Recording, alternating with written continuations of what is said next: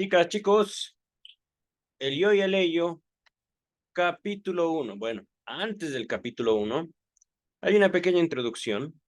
Esta no es por James Strachey, ya esa cosa de nota pide, no, nota introductoria, ya la leímos, una nota kilométrica, bla, bla, bla, dice el traductor.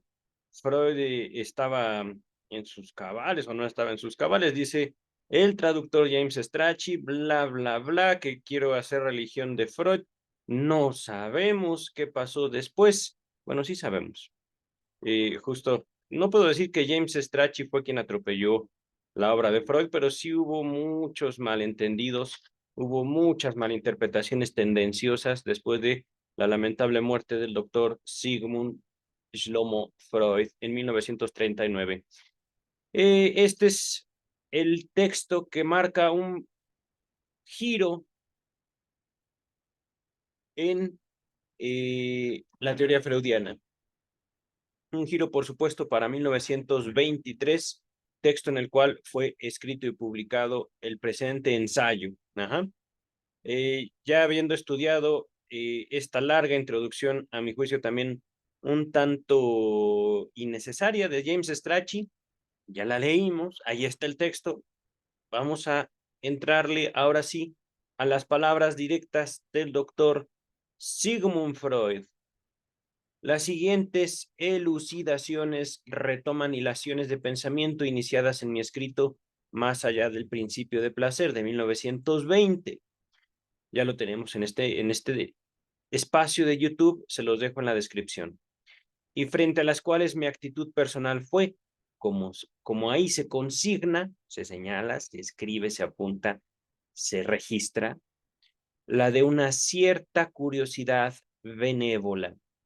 Debo decirles, es más allá del principio de placer, un texto brillante, pero también controversial. Eh, Básicamente, Freud se aproxima a lo que es la vida, ajá, la pulsión de vida e introduce un poco la pulsión de muerte. Por supuesto, nada, digamos, les puedo hacer para evitarse el gusto, el placer de acompañarme en Más allá del principio de placer. Se los dejo en la descripción, les repito. Antes de continuar, nota pide página número 1. Véase volumen 18, página 58.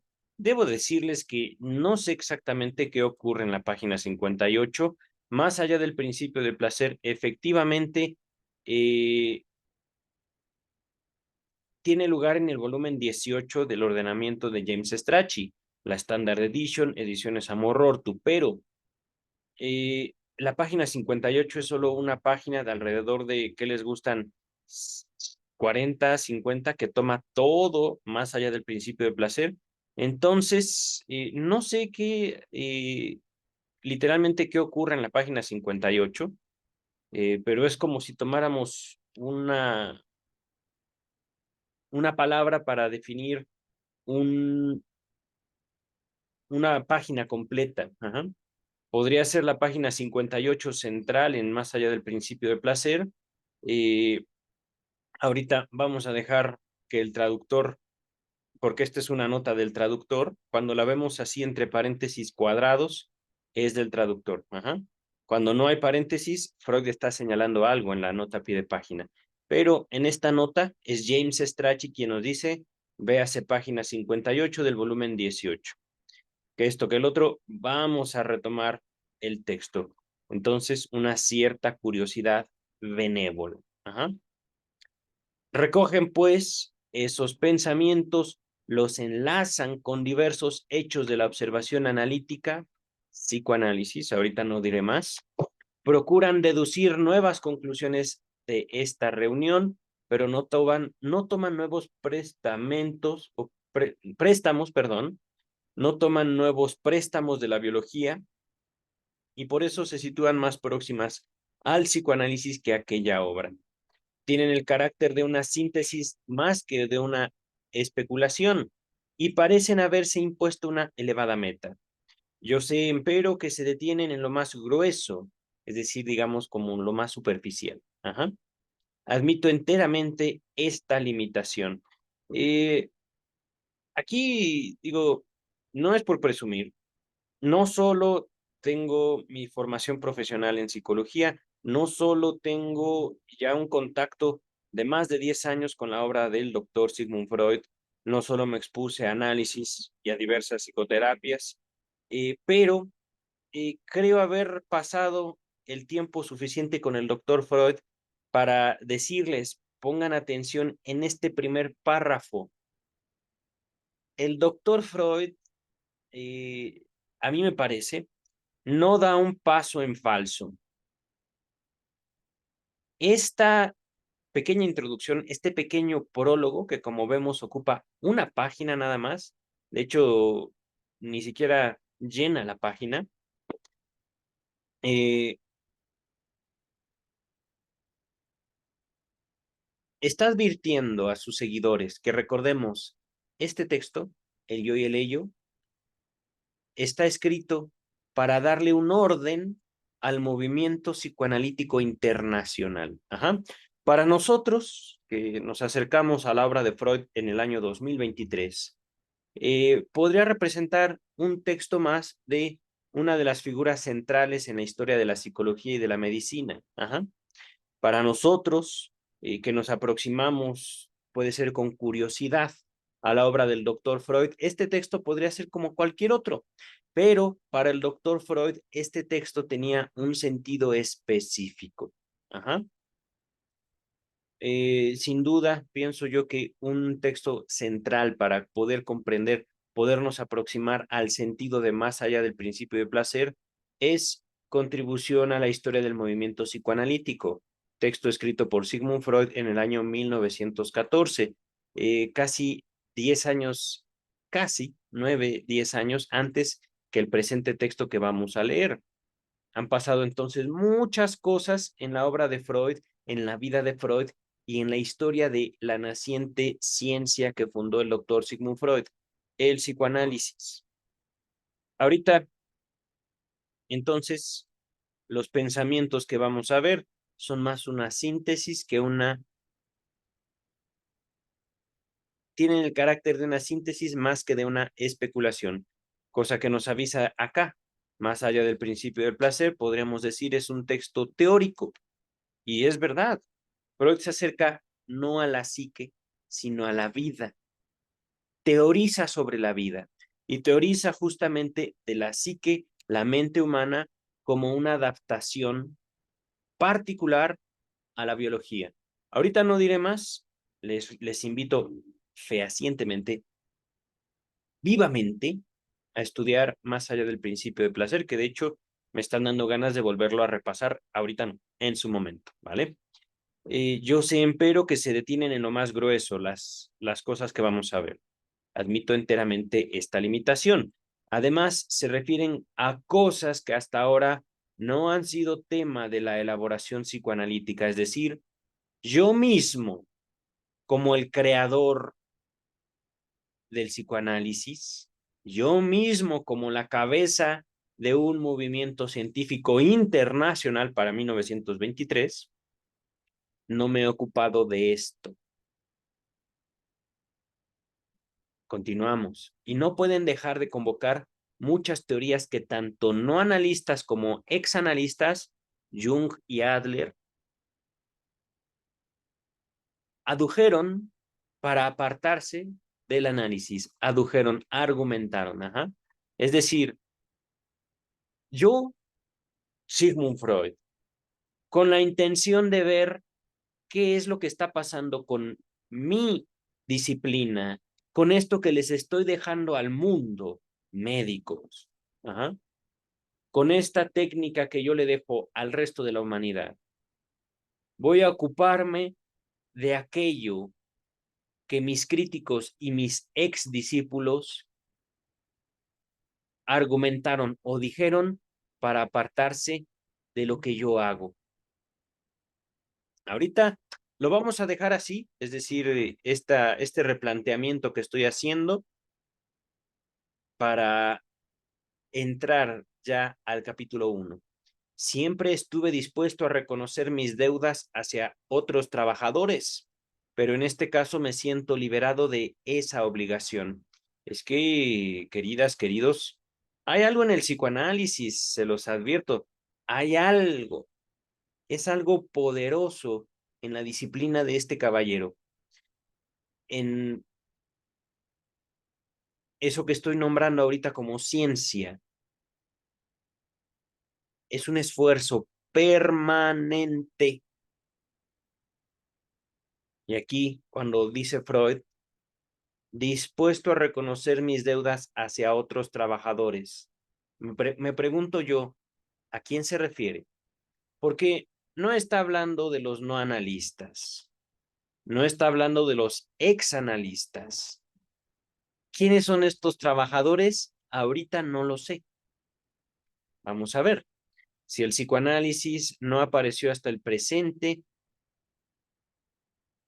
perdón, si el psicoanálisis no apreció, es decir, no valoró hasta el presente, hasta ahora, ciertas cosas, no se debió a que desconociera sus efectos o pretendiera desmentir su importancia. Fue porque seguía un determinado camino por el cual no había avanzado lo suficiente. Y finalmente, cuando pasa a hacerlo, esas mismas cosas se le presentan diversas que a los otros.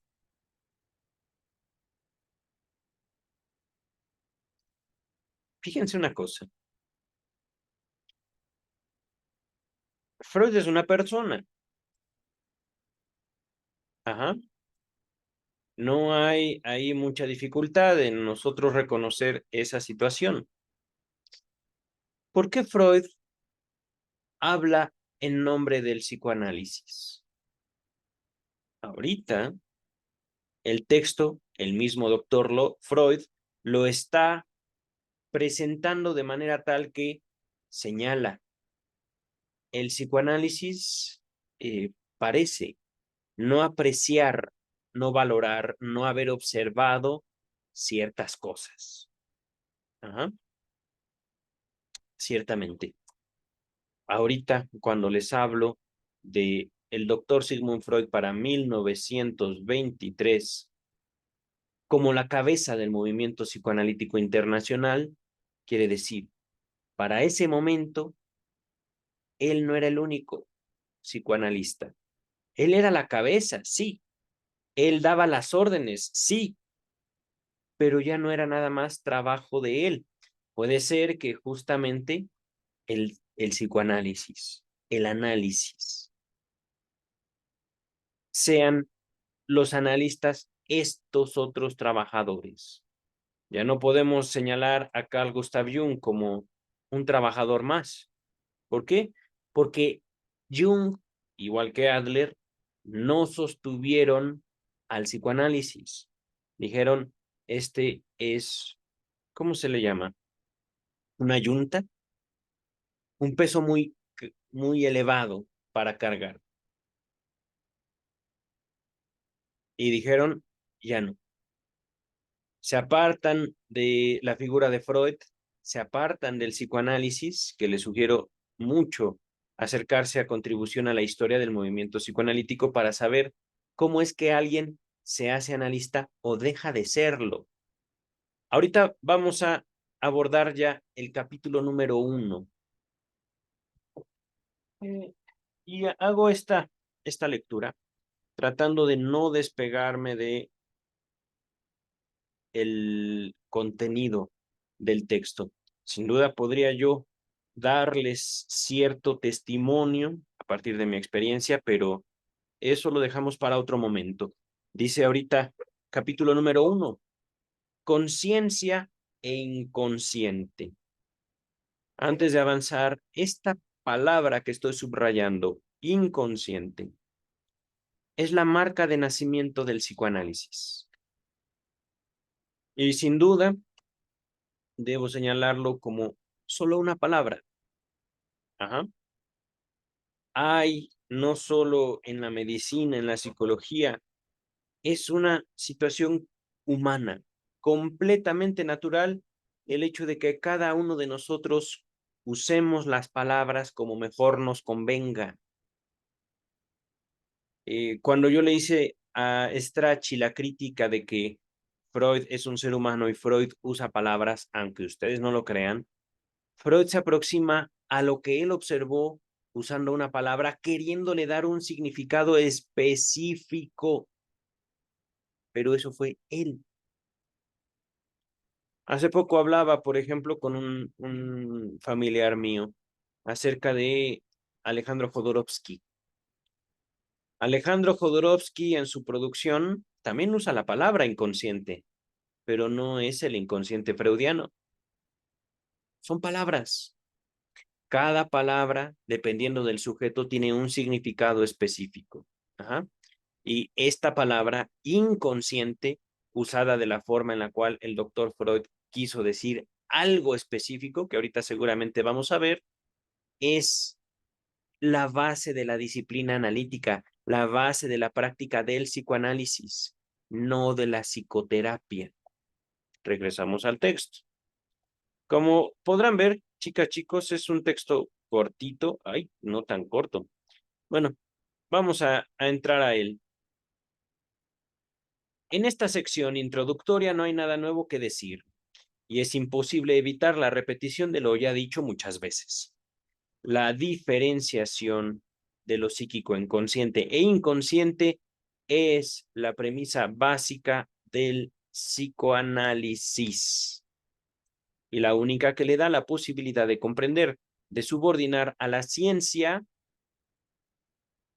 los tan frecuentes como importantes procesos patológicos de la vida anímica. Aquí parece ser que el doctor Freud está invitándonos a formarnos como psicólogos, a acercarnos a los manuales diagnósticos estadísticos para saber qué es una enfermedad mental. No, no es así. Antes de que ustedes se vayan por ese caminito que yo seguí lamentablemente, es decir, Freud no nos está invitando a buscar y repetir al infinito lo que dicen los manuales diagnósticos. Recordemos, la obra de Freud se formó en una época muy específica de la historia de la medicina. Ajá. Procesos patológicos también es algo que Freud trató en psicopatología de la vida cotidiana. El olvido, el trastrabarse, por ejemplo, ¿no? Los lapsus, el extraviar las cosas y los sueños. ¿Por qué patológico? ¿Por qué estoy hablando del sueño como un proceso patológico? Porque básicamente durante un sueño nuestra mente funciona al revés que durante el día. Nosotros en el día recibimos los estímulos, en la noche nosotros producimos los estímulos y somos capaces de ver, oír, sentir durante un sueño. Ajá. En la interpretación de los sueños, Freud habla sobre el sueño como un proceso patológico, no porque el sueño en sí sea algo enfermizo, sino porque cambia la forma en la cual nosotros normalmente procesamos la información. Ya no es recepción, ahora es emisión total, alucinatoria. Ajá. Entonces, ¿qué es lo que quiere decir aquí Freud? Queremos conocer la figura humana de determinada manera y en la cual nosotros hemos de separar lo mental, lo psíquico, en consciente e inconsciente. Y aquí yo les digo, también hay trampa en esto que estoy subrayando de Freud. Como tal, más que una separación de consciente e inconsciente, y esto es algo curioso,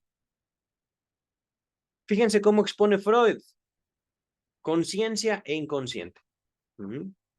Y aquí retoma, no como una exposición. Bueno, conciencia es esto, e inconsciente es esto otro. No. Freud empieza su texto de una manera no descriptiva, sino más bien narrativa. A alguien que se acerca a estas palabras, ¿qué le importa que no haya nada nuevo que decir? Pero Freud lo hace. Freud se introduce. Freud, digamos, y esto no lo señalo como un error, Freud ya está introduciendo en la forma de exposición esa diferencia, consciente e inconsciente. Ajá. Fíjense una cosa, dice el texto, digámoslo otra vez de diverso modo. Eso me encanta. El psicoanálisis no puede situar en la conciencia la esencia de lo psíquico, sino que se ve obligado a considerar la conciencia como una cualidad de lo psíquico que puede añadirse a otras cualidades o faltar. Es decir, ¿qué es la conciencia? Si ustedes me preguntan, yo no diría que es un A y B, sino que es algo, digamos, como una pintura que podría estar presente en los objetos o no. Y con esto, queridas y queridos, Freud básicamente desecha la filosofía como una posibilidad.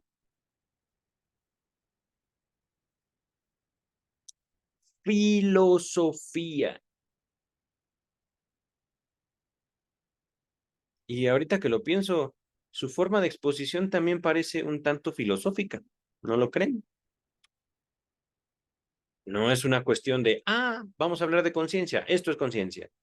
Y en contraste inconsciente es esto otro. ¡Pum! Ya acabamos. No. Dice el texto.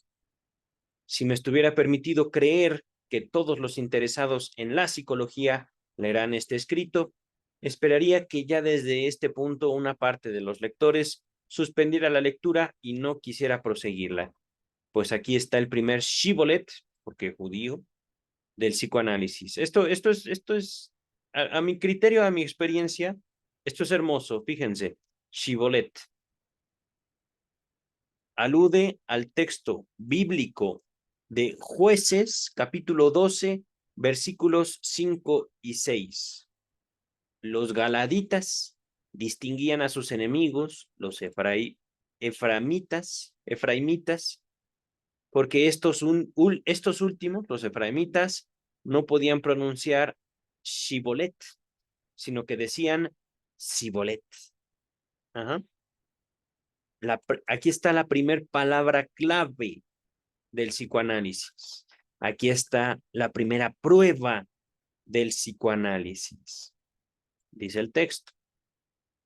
Miren, ya les había dicho, para la mayoría de las personas de formación filosófica, la idea de algo psíquico que no sea también consciente es tan inconcebible que les parece absurda y desechable por mera aplicación de la lógica. ¿What? Es muy sencillo, chicas, chicos. ¿Cómo saben ustedes que el pensamiento existe? El pensamiento no es algo como podemos decir, aquí está mi celular, ¿ah? Aquí está un mouse. Ups, no sé qué tiré. El mouse existe. El pensamiento existe porque yo lo nombro. El pensamiento tiene una forma, un peso, pensamiento. Y hablando, por supuesto, de que en esto, digamos, y aquí me voy a escuchar un poquito lacaniano, podemos decir, el hecho de que hablemos quiere decir que pensamos. No, así no es. Vamos a continuar. Bueno, antes de continuar, filosófica, eh, Freud se despega, digamos, de la filosofía. Freud no quiere que su obra sea justamente contemplada como una producción filosófica. No es un discurso el psicoanálisis. Ahora sí continuamos. Es decir, antes de continuar, no es un discurso en el sentido en el que hay que aprenderse esto, ¿no? Por ejemplo, hay que dejarse impactar. En eso sí les puedo atestiguar de manera concreta. Hay que dejarse impactar por la obra de Freud, por el psicoanálisis. El psicoanálisis, no siendo psicoterapia, toca, impacta, transforma, trastorna a veces. Vamos a continuar. Creo que esto se debe únicamente a que nunca han estudiado los pertinentes fenómenos de la hipnosis y del sueño, que prescindiendo por entero de lo patológico, imponen imponen por fuerza esa concepción. Y bien, su psicología de la conciencia es incapaz, por cierto, de solucionar los problemas del sueño y de la hipnosis. Y del amor. Pero eso lo digo yo. Freud dice nada más sueño e hipnosis. Ajá. Ser consciente, entre comillas, nota número 1, ahorita la vemos, es en primer lugar una expresión puramente descriptiva que invoca la percepción más inmediata y segura. Ahorita les explico de qué me río. Bewusst, ser consciente, esto está en español, viene de las palabras alemanas, la voy a leer como puedo. Bewusstsein, Bewusstsein. Dos palabras separadas en el original. Así aparece también la misma frase en el texto. ¿Pueden los legos ejercer el análisis? De 1926. La palabra alemana conciencia es Bewusstsein. Ajá. Fíjense cómo son exactamente las mismas letras, pero con una separación. Ser consciente, Bewusstsein, Bewusstsein. Lo leo como puedo y Bewusstsein. No, Bewusstsein. Son las mismas letras, pero solo hay una separación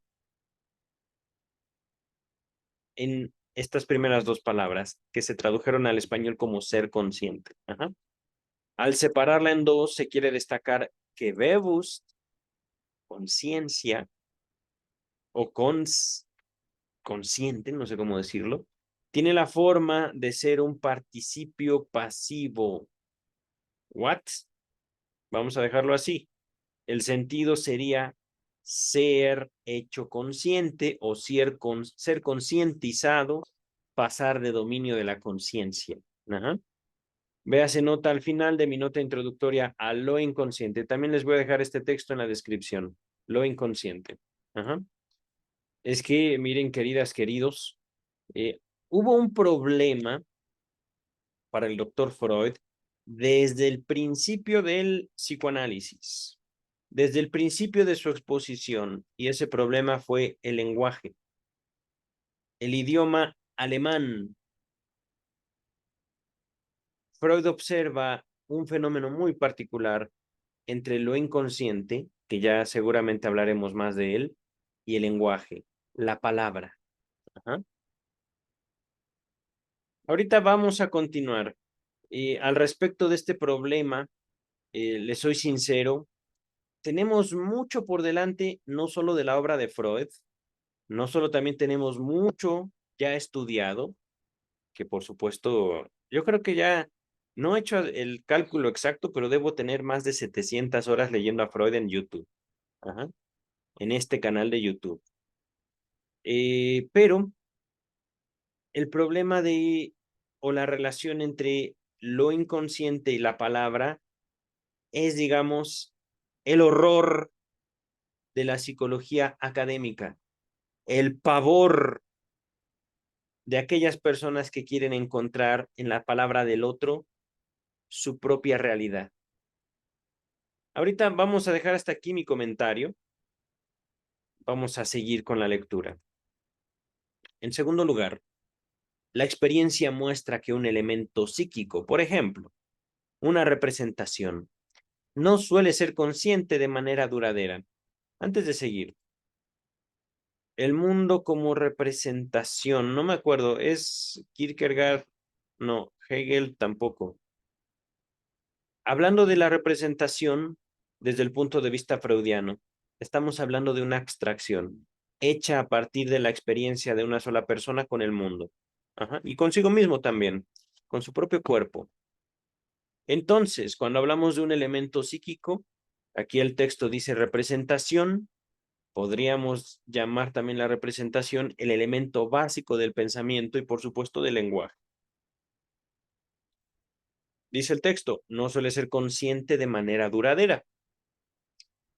Voy a poner esto en otras palabras. Supongamos que en efecto el pensamiento existe. Supongamos. ¿En qué terreno tiene lugar el pensamiento?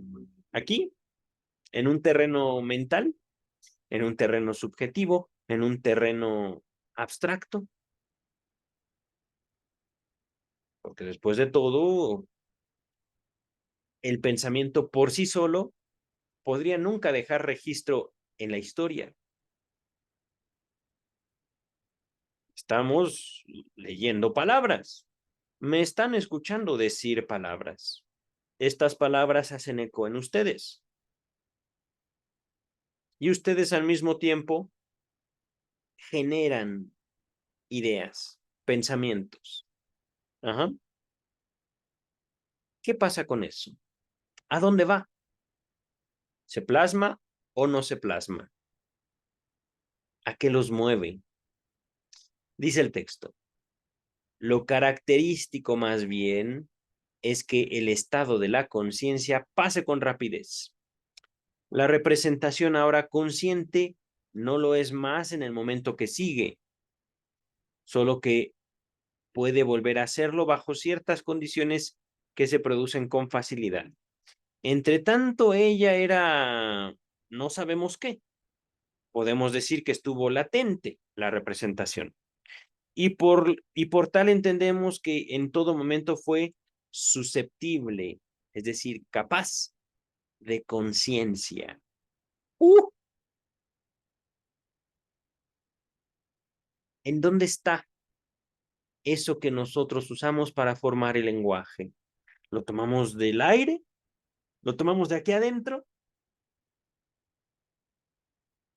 Esto me da mucho gusto, queridas y queridos. Mucho gusto porque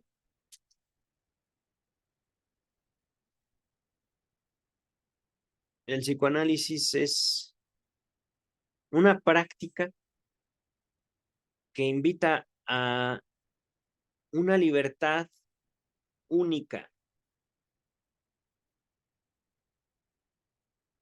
Al menos a mí se me educó con una frase. Piensa lo que dices. Y cuando llego al psicoanálisis, veo que al pensar lo que digo, ya no hablo yo.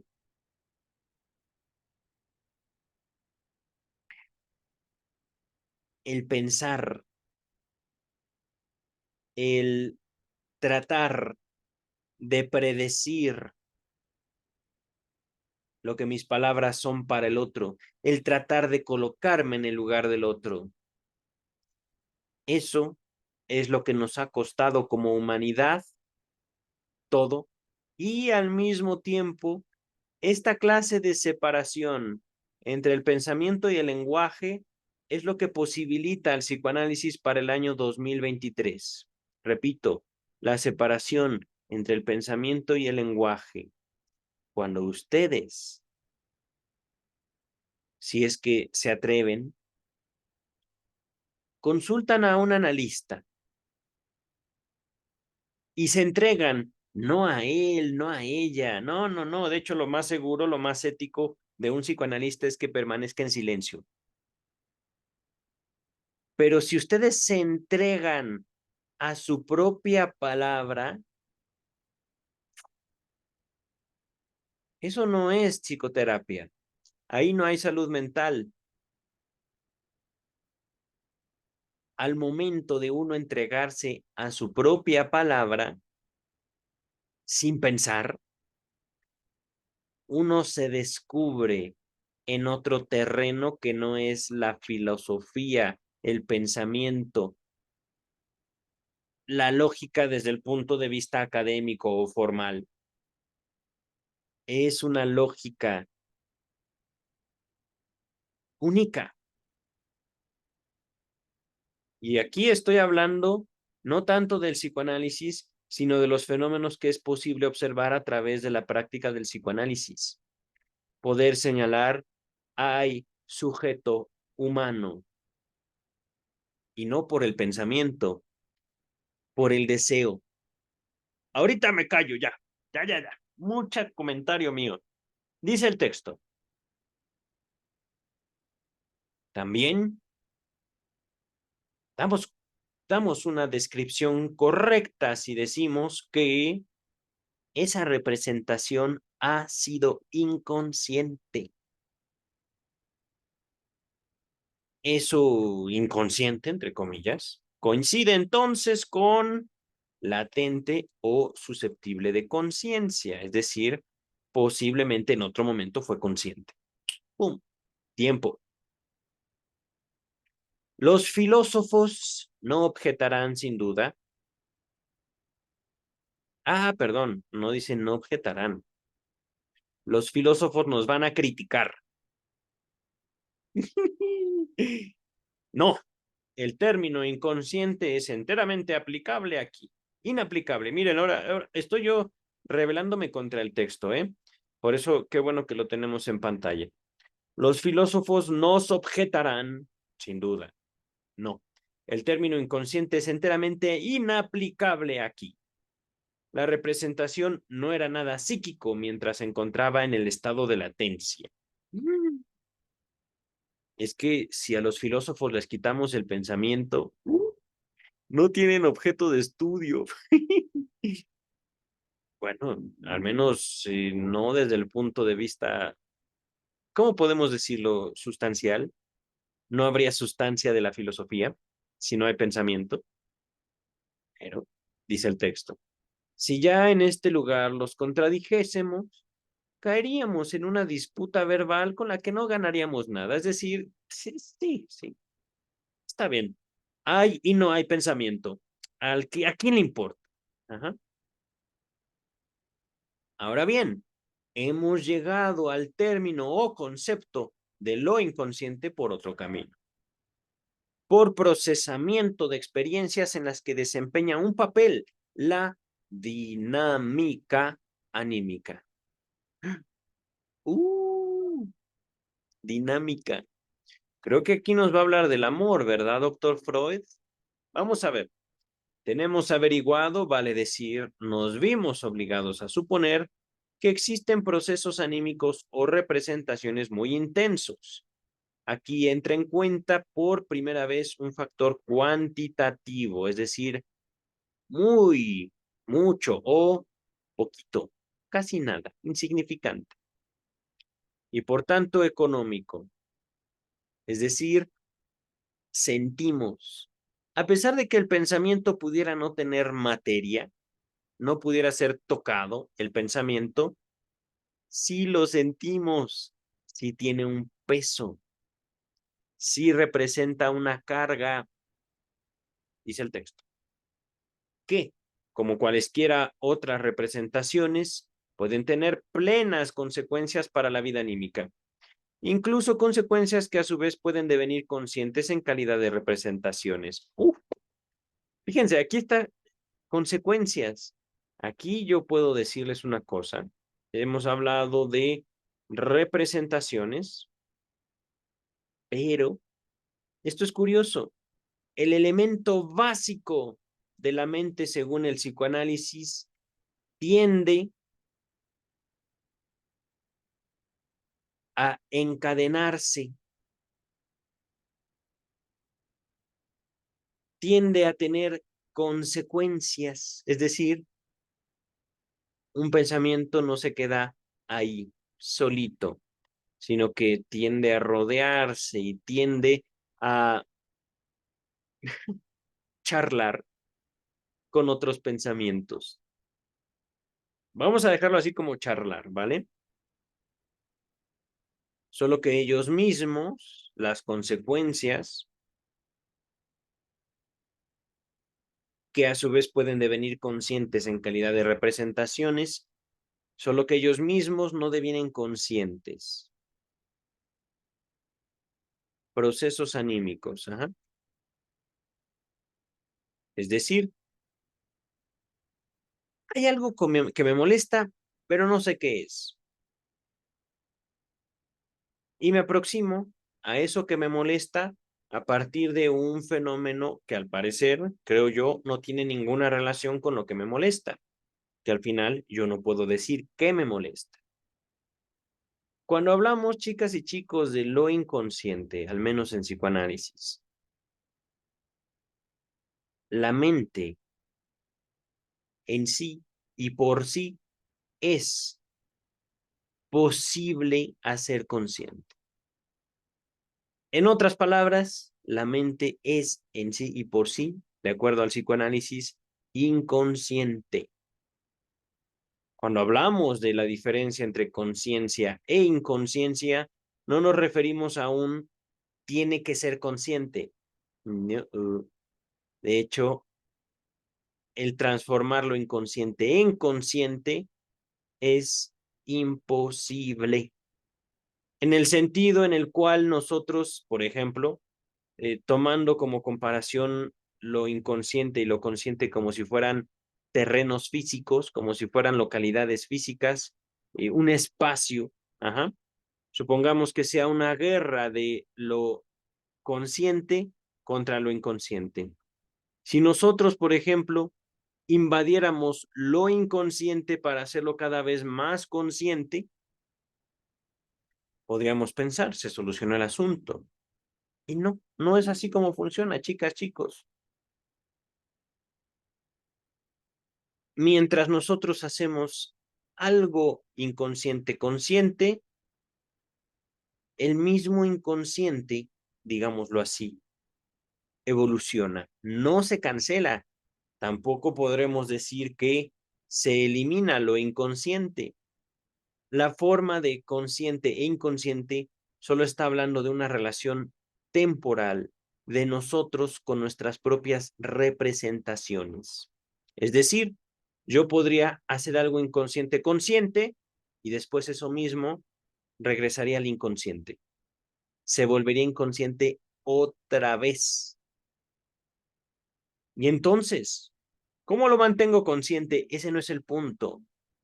No es el punto, digámoslo así, para curar una enfermedad mental, mantener algo inconsciente siempre en la conciencia. No. En el momento en el cual algo inconsciente real se hace consciente, aunque sea por unos segundos, la gente se transforma. Y esto es testimonio mío. La gente se relaciona consigo mismo de una manera completamente diferente. No estoy diciendo que se curan, no estoy diciendo que se salvan, no sé de qué. Estoy diciendo, oh, eso soy yo, eso es mío. No puedo yo dejar eso aparte por muy lejos que me vaya, por tantas terapias que yo tome, por tantas horas de psicoanálisis frente a usted, doctor Sigmund Freud. Eso soy yo. Usted lo llama inconsciente, pero al fin, eso es mi historia. Eso es mi deseo. Y si yo no me hago cargo de mi deseo, nadie lo hará. Si yo no me llevo ahí, a donde yo tanto quiero, pero que no he aceptado ese deseo desde hace muchos años, nadie lo hará por mí. Vamos a regresar al texto. Repito,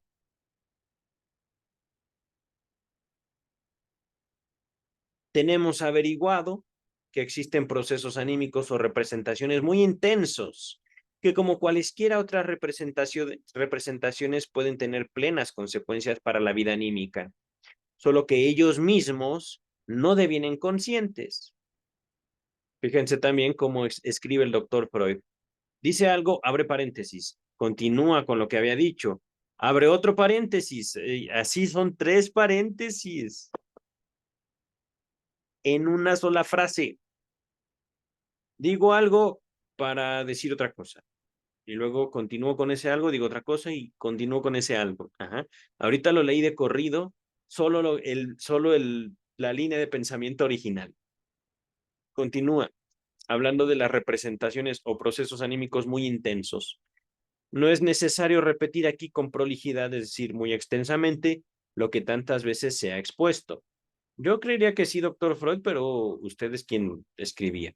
Dice nota a pie de página número 2. Véase, por ejemplo, nota sobre el concepto de lo inconsciente en el psicoanálisis o en psicoanálisis, volumen 12. Continuamos. Bástenos con que en este punto intervenga la teoría psicoanalítica y asevere que tales representaciones no pueden ser conscientes porque cierta fuerza se resiste a ello. La identidad. Que así no fuese, que si así no fuese, podrían devenir conscientes, y entonces se vería cuán poco se diferencian de los otros elementos psíquicos reconocidos. En otras palabras, lo inconsciente no es locura.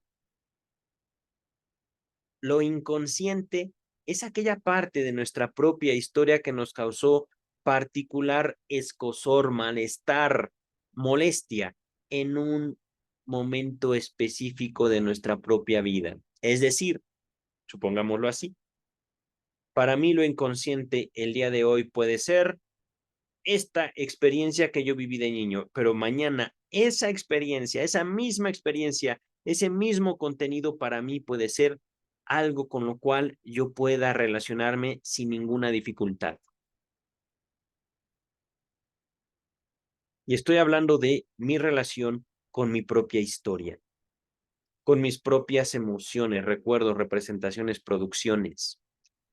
2 días diferentes, uno consecutivo al otro. Continuamos. Esta teoría se vuelve irrefutable porque en la técnica psicoanalítica se han hallado medios con cuyo auxilio es posible cancelar la fuerza contrarrestante y hacer conscientes las representaciones en cuestión. Llamamos represión o esfuerzo de desalojo al estado en que ellas se encontraban antes de que se las hiciera conscientes, y aseveramos que en el curso del trabajo psicoanalítico sentimos como resistencia la fuerza que produjo y mantuvo a la represión. Por tanto, es de la doctrina de la represión de donde extraemos nuestro concepto de lo inconsciente. Represión, lo que a mí me duele de mí, no del otro, ¿eh? El conflicto de la represión, el conflicto que a Freud le permite señalar, hay un inconsciente, no es yo contra otra persona, es yo contra yo mismo, es yo identificando en mi propia historia aquello contra lo cual yo quiero luchar a muerte. Dice el texto, lo reprimido es para nosotros el modelo de lo inconsciente.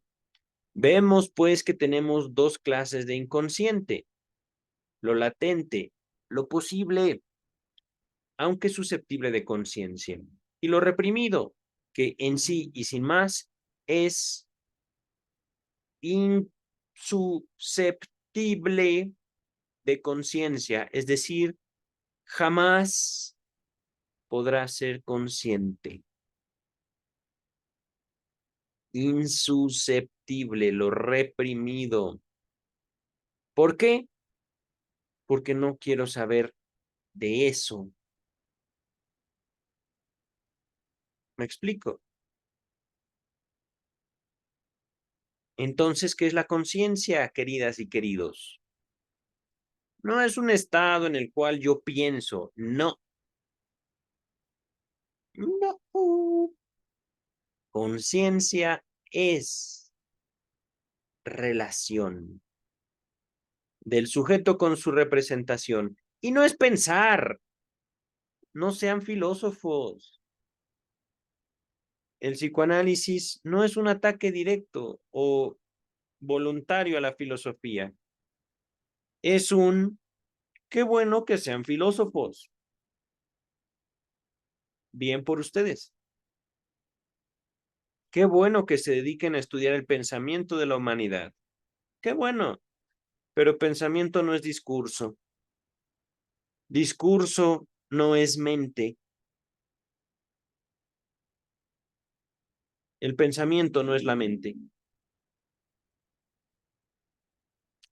Dice el texto, esta visión nuestra de la dinámica psíquica no puede dejar de influir en materia de terminología y descripción. Aquí el doctor Freud se va a meter un poquito en la elaboración de la interpretación de los sueños. Esta primera tópica. Ajá. Llamamos preconsciente a lo latente, que es inconsciente solo descriptivamente, no en el sentido dinámico. Y limitamos el nombre inconsciente a lo reprimido inconsciente dinámicamente, es decir, en movimiento. No, eso no, no pienses eso, no digas eso, ni se te ocurra. Reprimido. Ajá. Lo preconsciente sería lo inconsciente, pero que es susceptible de conciencia, que está ahí, pero que no hablamos, que no nos llega, que no nos toca. Y nosotros mismos lo hemos producido, es que eso es lo genial de la mente humana y también lo genial que percibió Freud. Un pensamiento que ahí está, pero no hace ruido, calladito, ahí está. Una emoción que nos termina despertando a las 3 de la mañana y que no podemos nombrarla.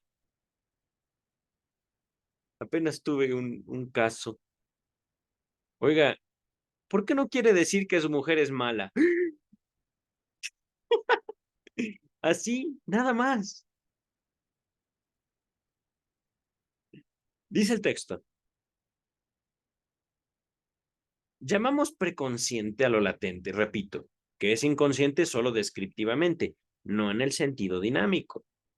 Y limitamos el nombre de inconsciente a lo reprimido inconsciente dinámicamente, aquello con lo cual nosotros no podemos relacionarnos porque nos causa un algo feo. Ajá.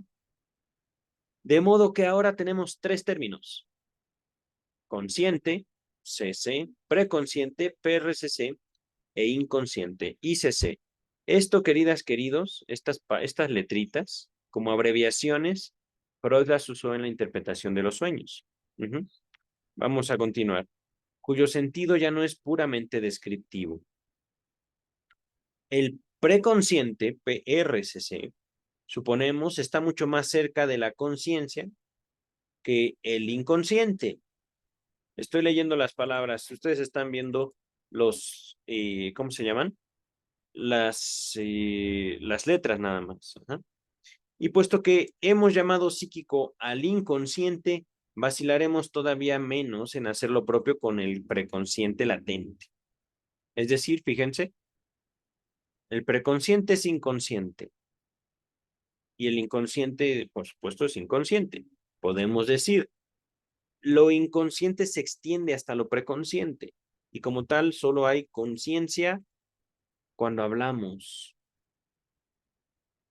cuando nos relacionamos con algo, una realidad, para quien habla. Por eso les digo, cuando yo le dije a este hombre, ¿por qué no quiere decir que su mujer es mala? Hubieran visto su cara. Así, mi mujer es mala, es una mala persona. Él no podía decirlo No podía, literalmente no podía. Esa representación, esas palabras salieron de mí, de él no. Hizo circo, maroma y teatro para no decir mi mujer es mala persona. No lo dijo y no me respondió por qué no podía decirlo. Es que fíjense, en las palabras se ve reflejada el alma humana, sus pesos, sus luchas, sus imposibles de cada sujeto humano, su deseo. Dice el texto. Ahora bien, ¿por qué no preferimos quedar de acuerdo con los filósofos y consecuentemente separar tanto el preconsciente como el inconsciente de lo psíquico consciente? Si tal hiciéramos, los filósofos nos propondrían describir el preconsciente y el inconsciente como dos clases o grados de lo psicoide. Palabritas, les digo, no hay que casarnos con las palabras, con los grados de lo psicoide, grados de lo mental, mentaloide, no sé. Aquí Freud me parece hasta un poquito sarcástico. Y así se restablecería la aveniencia, es decir, ¿para qué complicarnos si después de todo esto parece lo mismo? Lo susceptible de conciencia y lo que reprimimos. ¿Para qué? Si después de todo me dices que el preconsciente es inconsciente, pero no es dinámico, mientras que en el inconsciente sí peleamos contra un contenido, pues eliminemos eso y digamos, todo esto es inconsciente. Ahí está ya. Y eso como tal no sería psíquico, es como psicoide, ajá. Pseudo psíquico, pseudo mental, casi mental. ¿Por qué? Porque no es consciente. Me explico. Queriendo defender el pensamiento como un terreno, como algo concreto. Continuamos. Pero de ello se seguirían infinitas dificultades en la exposición. Y el único hecho importante, a saber, que esos estados psicoides concuerdan en casi todos los demás puntos con lo psíquico reconocido, quedaría relegado en aras de un prejuicio que por añadidura proviene del tiempo en que no se tenía noticia de esos estados psicoides, o al menos de lo más sustantivo de ellos.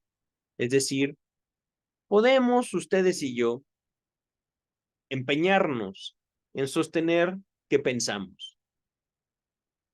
Sí, ok. Solo me hace falta pensar más, planear más, ser asertivo. Ya, me hace falta más preparación a mis 40 años. Tengo que educarme, seguirme educando, seguirme preparando.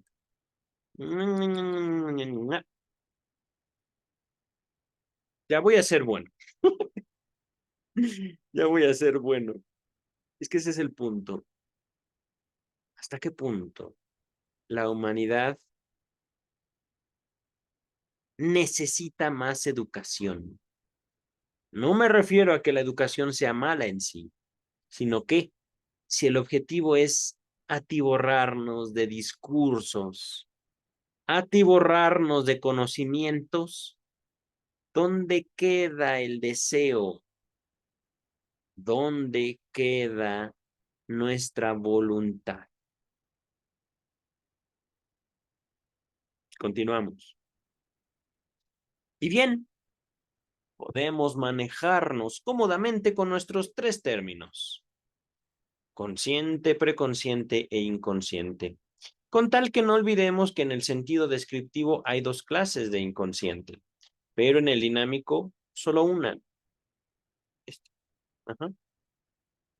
Descriptivo, es decir, hay un inconsciente susceptible de conciencia, es decir, un pensamiento en el cual yo lo creé, pero lo descuidé.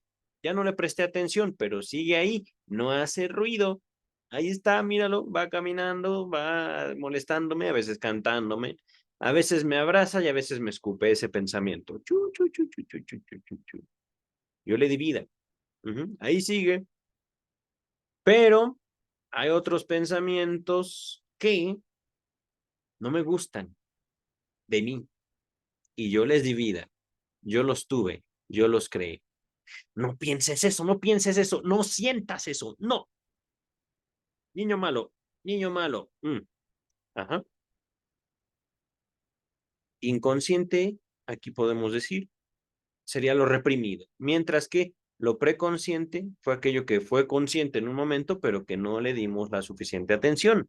Y por supuesto, ya les di uno de los secretos, se suelen encadenar, no solo lo inconsciente con lo preconsciente, sino también la conciencia. Dice el texto, nota número 3. Este enunciado se discute en el apéndice A, ya llegaremos a él. Que por cierto, yo recuerdo que este texto estaba cortito. Ya lo vamos a acabar. Bien, bien, bien. Vemos una super nota aquí. De hecho, creo que la estamos a punto de abordar. Aquí estamos en la nota número 3. Continuamos.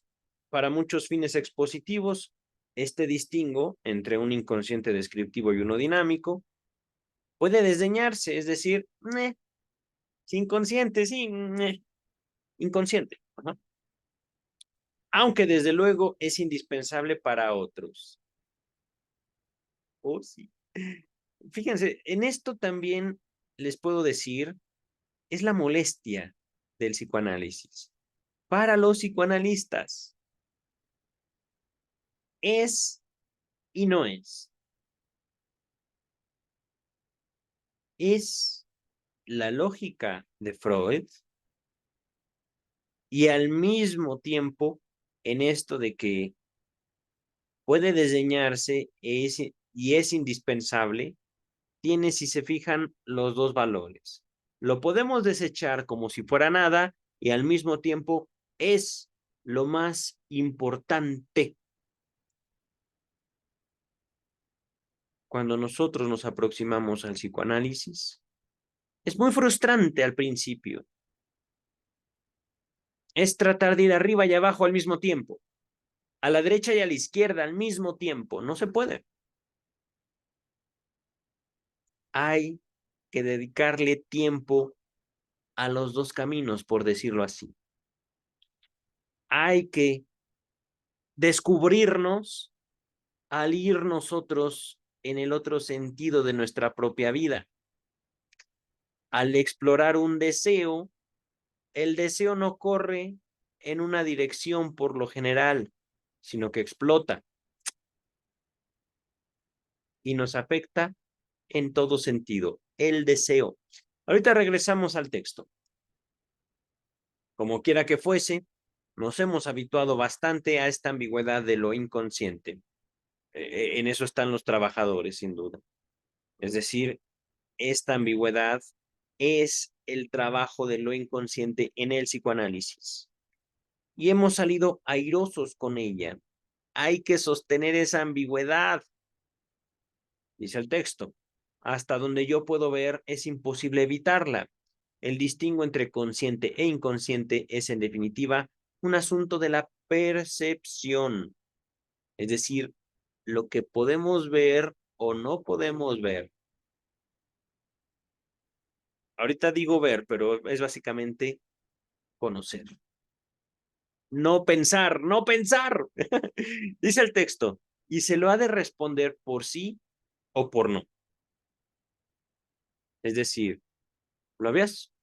Vamos a usar, ¿lo habías pensado? No. ¿Lo habías pensado? Sí. Sí, sí, lo había pensado. Sí, me sabía esa versión de mi propia historia, pero yo no quise darle importancia.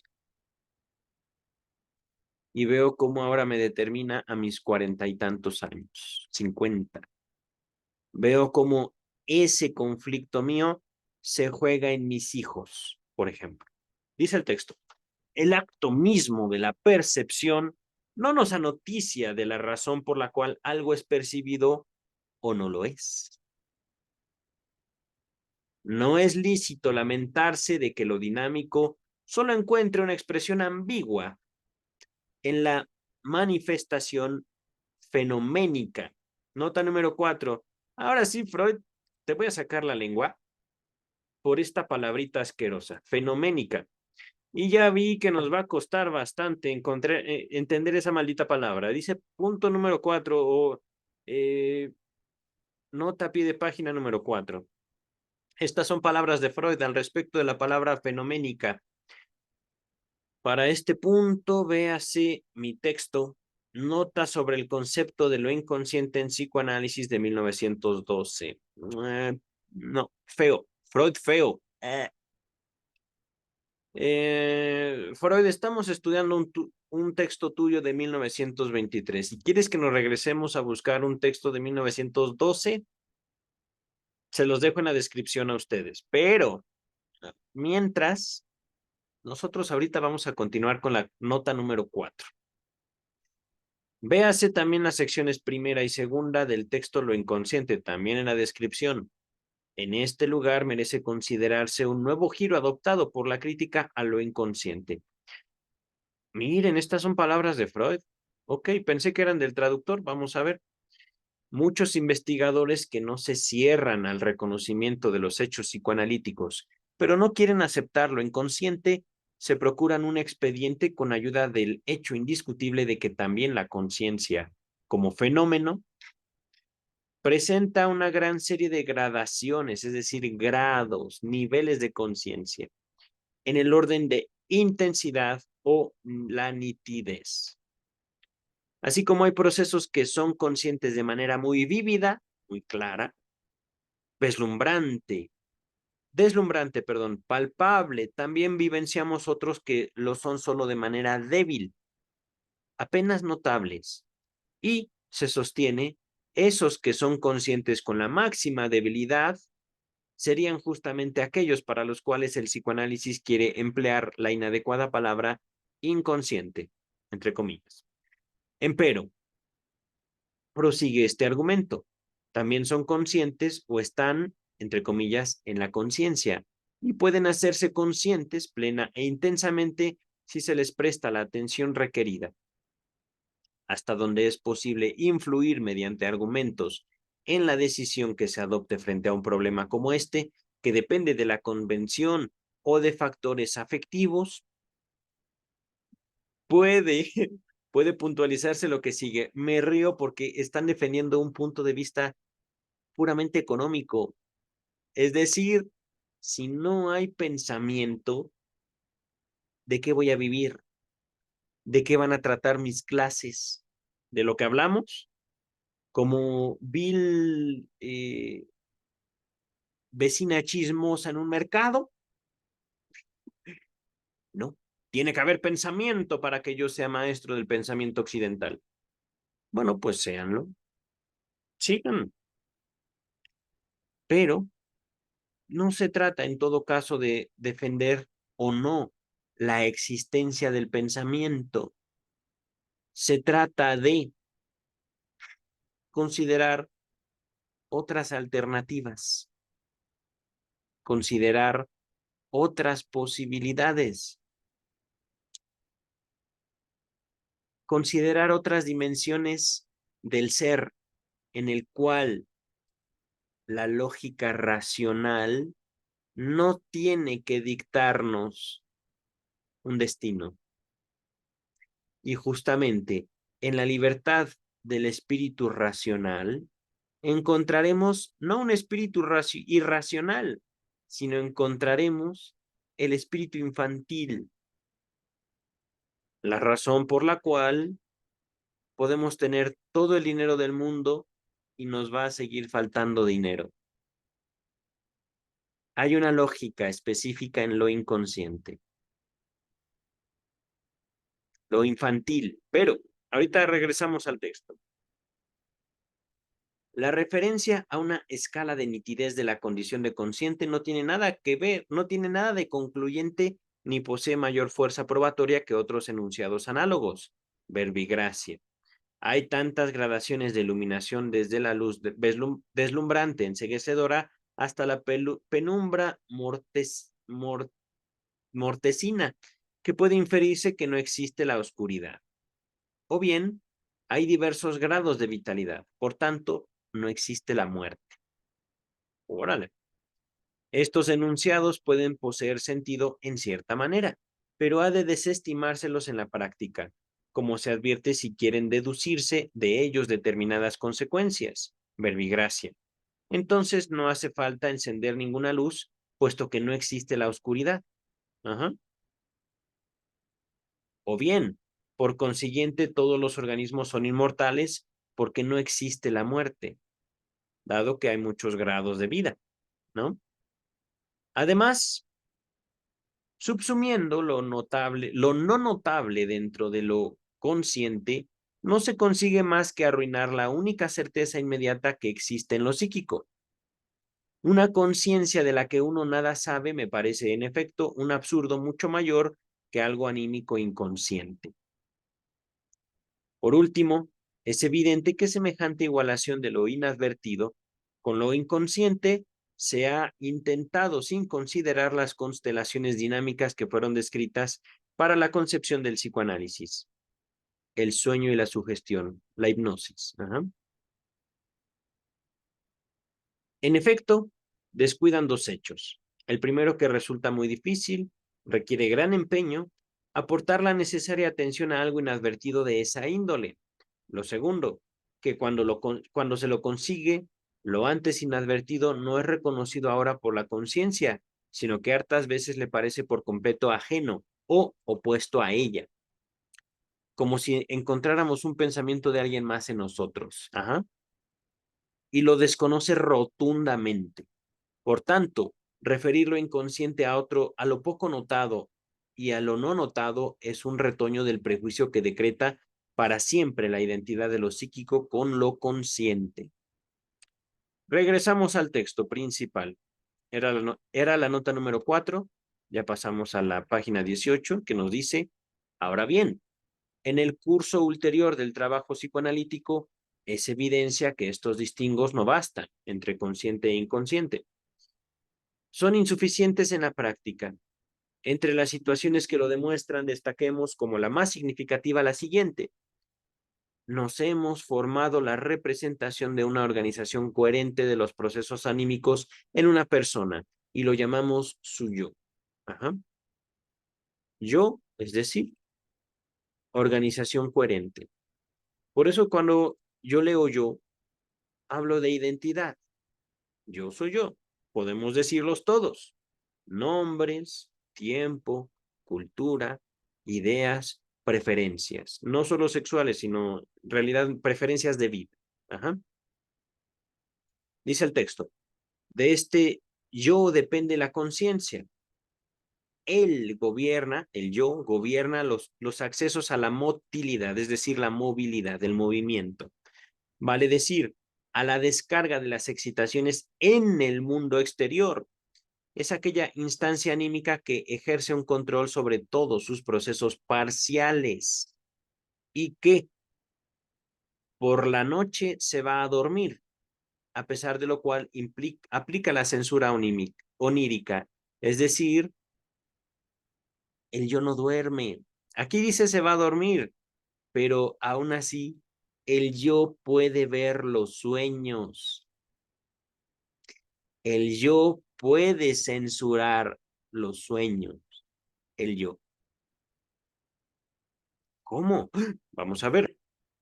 Desde este yo parten las represiones, a raíz de las cuales ciertas aspiraciones anímicas, ciertos deseos, deben excluirse no solo de la conciencia, sino de otras modalidades de vigencia y de quehacer. Ahora bien, en el análisis, eso hecho a un lado por la represión se contrapone al yo y se exterioriza la tarea de cancelar, no, perdón, y se plantea la tarea de cancelar las resistencias que el yo exterioriza a ocuparse de lo reprimido. Repito, en el análisis. Esto es básicamente el psicoanálisis. Cancelar las resistencias que el yo muestra para ocuparse de lo reprimido. No es un proceso de reeducación, es un, ten, esto es tuyo. Esto es tuyo. ¿Por qué no quieres decir que tu mujer es mala persona? Porque no me lo dijo, no me lo dijo, se me fue así sin decirme eso. Vamos a continuar. Entonces hacemos en el análisis esta observación. El enfermo experimenta dificultades cuando le planteamos ciertas tareas. Sus asociaciones fallan cuando deberían aproximarse a lo reprimido. En tal caso le decimos que se encuentra bajo el imperio de una resistencia, pero él no sabe nada de eso. Y aun si por sus sentimientos de displacer debiera colegir que actúa en él una resistencia, no sabe nombrarla ni indicarla. Y puesto que esa resistencia seguramente parte de su yo y es resorte de este, oh, ya sé por qué no quería decirle que era mala mujer. Mala mujer, no tiene corazón, Tara. Hay una, creo que es una salsa o es una cumbia así, pero esa mala mujer era más grande de lo que él podía soportarla. Dice el texto, y puesto que esa resistencia seguramente parte de su yo y es resorte de este, del yo, enfrentamos una situación imprevista. Hemos hallado en el yo mismo algo que es también inconsciente, que se comporta exactamente como lo reprimido. Vale decir, exterioriza efectos intensos sin devenir a su vez consciente. Y se necesita de un trabajo particular para hacerlo consciente. He aquí la consecuencia que esto tiene para la práctica analítica. Caeríamos en infinitas imprecisiones y dificultades si pretendiéramos atenernos, es decir, sujetarnos, a nuestro modo de expresión habitual y, por ejemplo, recondujéramos la neurosis a un conflicto entre lo consciente y lo inconsciente. Nuestra intelección de las constelaciones estructurales de la vida anímica nos obliga a sustituir esa oposición por otra, la oposición entre el yo coherente y lo reprimido escindido de él. Escindido quiere decir separado, y con separado quiere decir yo odio eso de mí, me da asco eso de mí, no quiero eso de mí cerca de mí. Nota número 5. Ve así, más allá del principio de placer. Página 19. Miren, nos mandaban a la 58 antes, ahora a la 19. Ok. Dice el texto, pero más sustantivas aún son las consecuencias para nuestra concepción de lo inconsciente. La consideración dinámica nos aportó la primera enmienda. La intelección estructural trae la segunda. Discernimos que lo inconsciente no coincide con lo reprimido.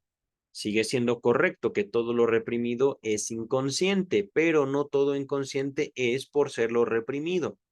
También una parte del yo, Dios sabe cuán importante, puede ser inconsciente. Es seguramente inconsciente. Me río porque ¿han escuchado ustedes, hablemos del elefante en la sala? Quiere decir, hay algo que destaca, algo que nosotros podemos ver claramente y que es ridículo porque no es conforme a todo el orden establecido. El elefante en la sala quiere decir que en la sala por lo general no hay elefantes. Ajá. Hablemos de lo obvio, podemos decirlo también.